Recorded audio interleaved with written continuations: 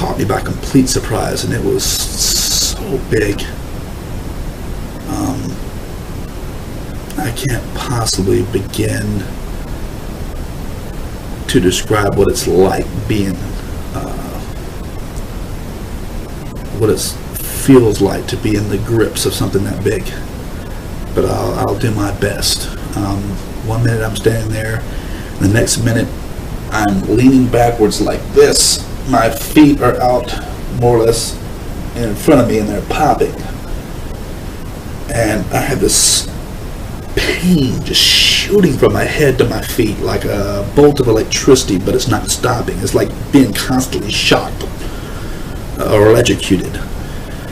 And I had this pounding sensation, just hurting pounding sensation coming from my left shoulder that hurts even worse than this electricity that's running through my body. And I look to my left and I see these fingers which come down to roughly the bottom of my chest.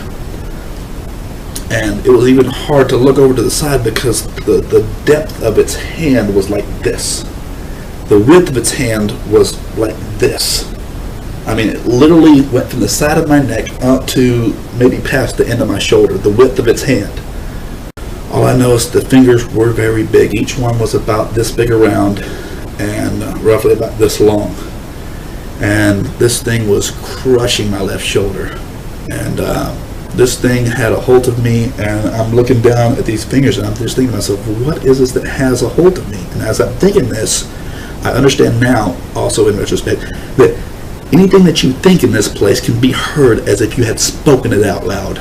And this thing had me like this and was just smiling at me. It had looked back and it was smiling at me, waiting for me to look at it. And when I looked over my shoulder and up at it, it was already staring at me. And I understand now that it had heard what I was thinking and just wanted to give me a nice little shock, you know, on top of the pain that I was already experiencing, just because of the grotesqueness of its face. I mean, this thing was grotesque. And it was huge. Overall, the thing, and I know this sounds already more crazy than everything that I've already said, but this thing is 13 feet tall, and it's not like I sat there and said, okay, stand still, let me grab a step ladder and measure you. Where's my tape measure? You know, no. Anything that you want to know in this place, all you have to do is ask it. Ask it in your mind or ask it out loud, and the answer will be given to you. It doesn't matter. And I thought to myself, how big is this thing? And the answer immediately came to me, 13 feet. It was exactly 13 feet tall. And I didn't ask myself how much it weighed, otherwise I would know that too. All I know is the thing was huge. It was built like Arnold Schwarzenegger in his prime. I mean, just whipped full of muscles. It had no hair whatsoever on its body. None.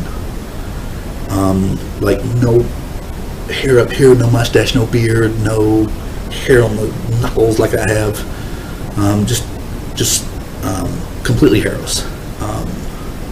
It's completely humanoid in shape, though. I mean, it had 2 legs, 2 arms, 1 mouth, 1 nose, 2 ears. Other than that, it looked completely human.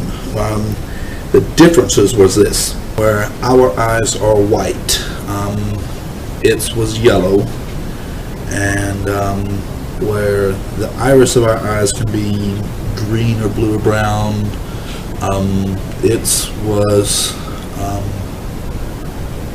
gold and diamond shaped like a snake's.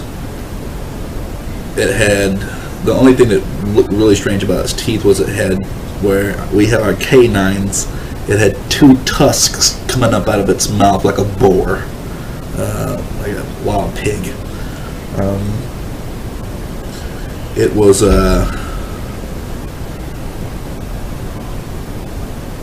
I said it was just very large, 13 feet tall, and just extremely muscular. And this thing, like I said, it just picked me up like I weighed nothing to it.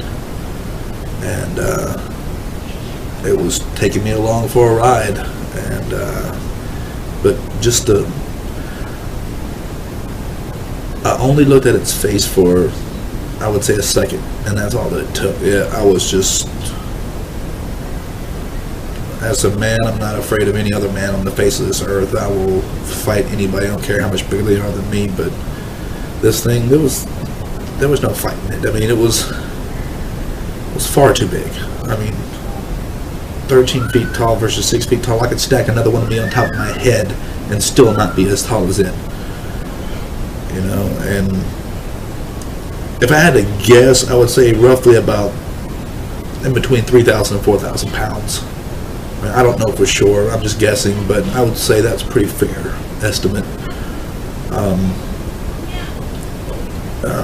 The thing, like I said, it just picked me up and took off with me, and I'm not sure if my feet were popping out of just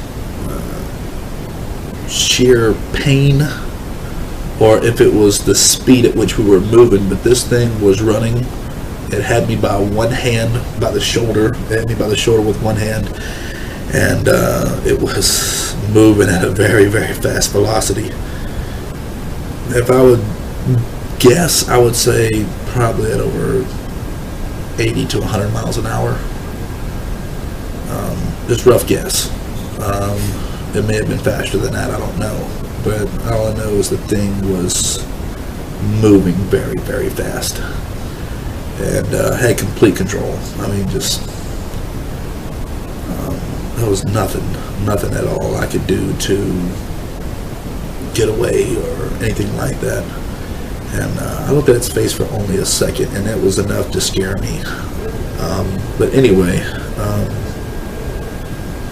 I understood that it was taking me to the portion that I did not, certainly anyone would not want to go to, which was the fire and brimstone portion. It was going to take me to that fiery lake and cast me in, and I understood that. And when I understood that, it was mortally appalling, is the only way I can put it. I mean, it played over and over in my head again. It's taking me to hell, it's taking me to hell, it's taking me to hell. And there was just nothing I could do. Nothing I could do to stop it, nothing I could do to prevent it. And I just kind of dropped my head. A lot of people that used to call themselves Christians are there. And it's because they didn't really devote their life to God. They lived one foot in and one foot out like I did, you know. But as I was thinking this to myself, that I'm not such a bad guy, why am I ending up here? That's when that light appeared. And I looked up at it, it looked like a star far off in the night sky. Something so tiny and insignificant and far away that it couldn't possibly help me. And then I saw it moved off to the left a little bit, and I picked my eyes up, you know, my head up, and I looked at it, and I thought to myself, did we just change direction, or did it move? You know, and it went back to the right, and I thought for myself, no, for certain, we didn't change direction, it moved. And I thought to myself, what is that? And as I thought that, and began to focus in on it, it just came rushing at me like the only way I can describe it is the speed of this thing was like a bolt of lightning. It came at me so fast that one moment it was just like a tiny little star in the night sky, and the next minute, white, bright, blinding white light. And his hand was reaching down to me, and it was an angel. It's all right.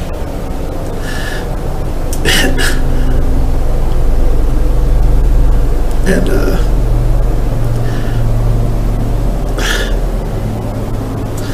my hand just reached up and grabbed its hand.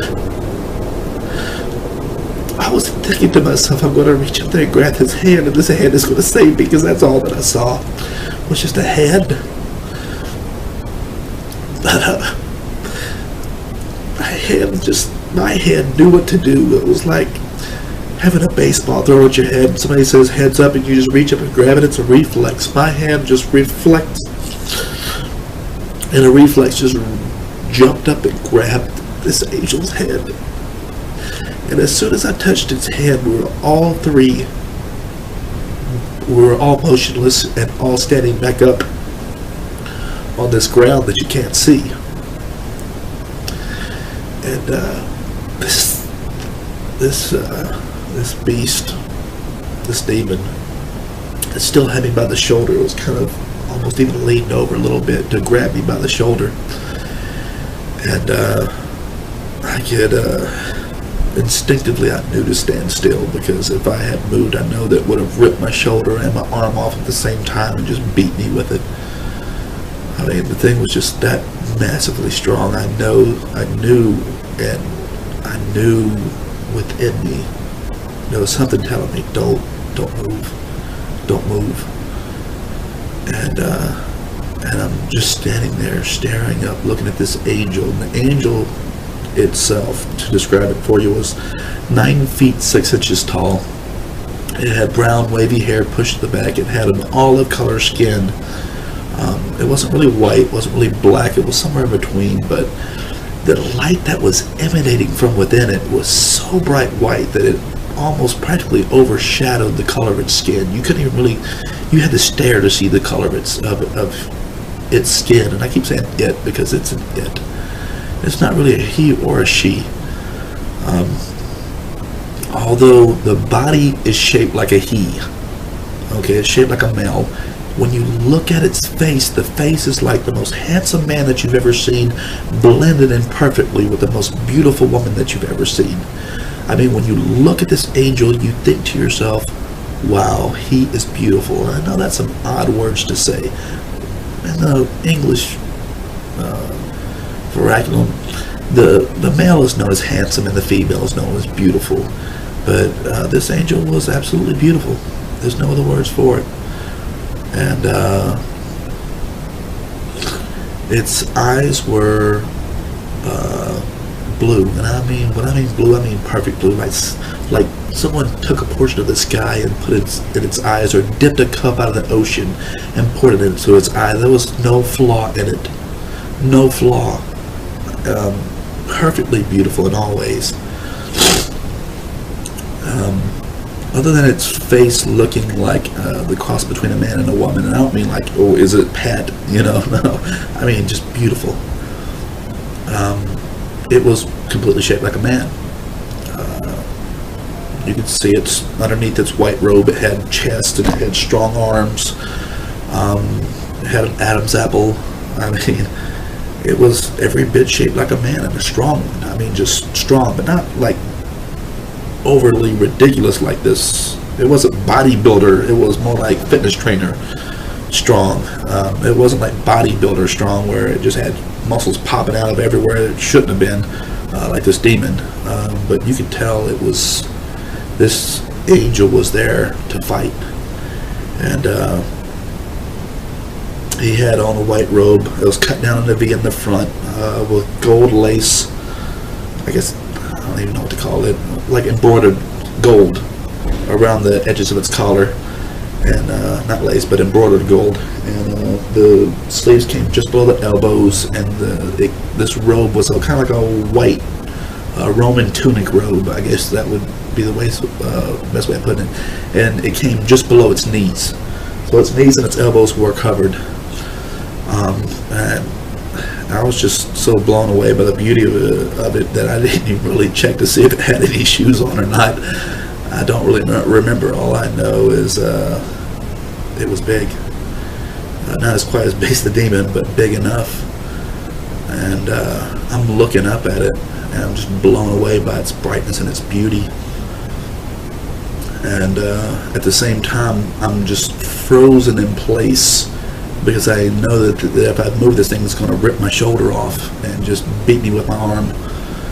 And this thing, I can feel its anger, this demon's anger, like heat from a fire. And it turns around like this to see what had stopped it and why. It wanted to know what had stopped it and why. Because technically I was right where I belonged, and once you're there in hell, you don't normally get a chance to leave. So it owned me like a piece of furniture, like your car. It owned me, and it wanted to know why it was being stopped. So it turned around and was ready to fight. Make no mistake, this demon was ready to get down in the worst way. But as it whipped around, this angel its speed was incredible, and it just rushed forward and with an open palm hit this demon, and it had to angle its arm upwards at about the height of its head to hit this demon in the chest. And it hit this demon with such power. I mean, I can't describe the fierceness of the power of this thing, but it hit this demon with such force that its hand was literally ripped from my shoulder. It had no clue what had hit it. By the time it had even turned its head, it was already hit. And this demon was hit with such force that it literally folded up and started flying backwards, folded in half like this, flying backwards. And I'm just watching it fly backwards and skip off this ground that you can't see, like a stone over water. And this angel looked at me and he called me by a long name, and I immediately understood it to be mine. It was a heavenly name, but as soon as it called me this name, it took it from my mind. It called me this name to let me know that, more or less, that I still have a chance to make it into heaven.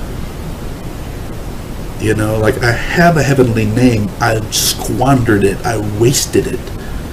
And if this had been my ultimate time, my last breath, for real, that's where I would have stayed. But when he called me this long name, it was a feeling of home. It looked at me and it began to speak to me, and its voice was like a waterfall. If a waterfall could speak, it's like a rushing sound in your ears, like Sean. And I understood later on that it was converting my understanding to understand its language. It didn't descend down to my broken language of English. It elevated me up to understand its language. It messed with my mind, for lack of better words, but it elevated my understanding. And he looks at me and he says, "Hello, my name is Michael." And I immediately knew that this was the archangel of the Bible that it spoke of, the archangel Michael. And I can tell you for certain, I've seen them both. I've seen the archangel and I've seen Jesus, and they look nothing alike. And they are not the same being.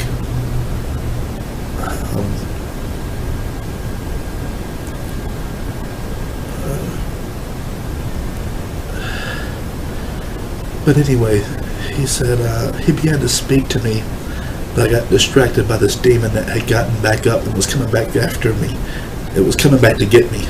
And it was coming back to fight this angel for my soul. And so I turned back because I knew that it was coming. I'm sorry.